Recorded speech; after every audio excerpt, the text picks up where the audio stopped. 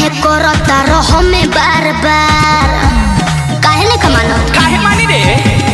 लेके कहां घूमता रो ब्यूटी के बाजार अरे टोचर काहे करता रहो में बार बार जे भी देखे तोहरा का बिगड़े विचार ऊपर कोनो सौआ नीचे 2000 फ्री में दे देना हो I am sorry sorry sorry का कहलो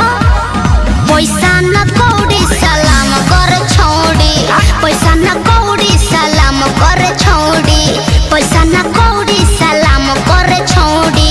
पैसा न कौड़ी सलाम कर छोड़ी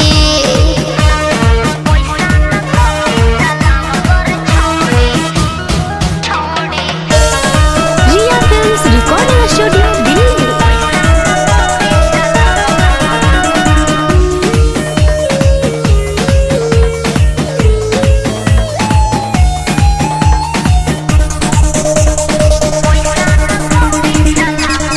होई न भेट सुन महंगा बरेट हो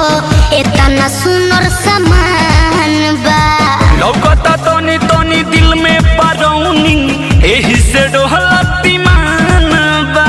हाँ तो ढेर मत पगला केहू पगलाई हो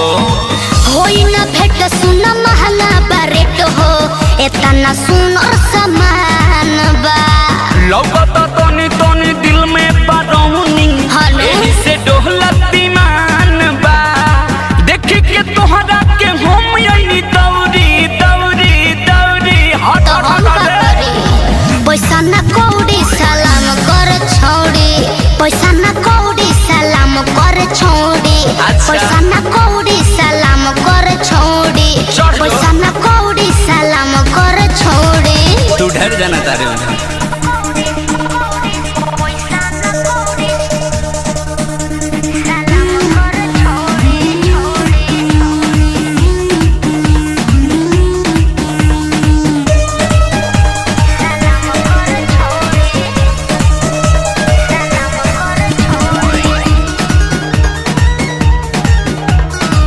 अजय चंदेश्वर तो बहनी ना भइल बा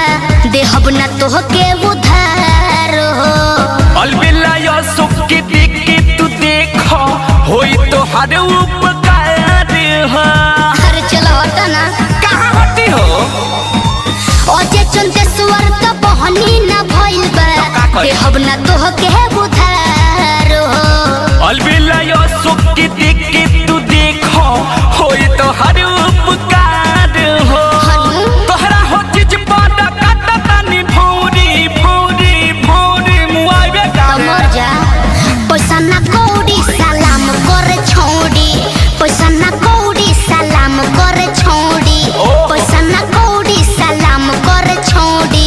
पैसा ना कौड़ी सलाम कर छोड़ी पैसा ना कौड़ी सलाम कर छोड़ी तू डर जाना तारे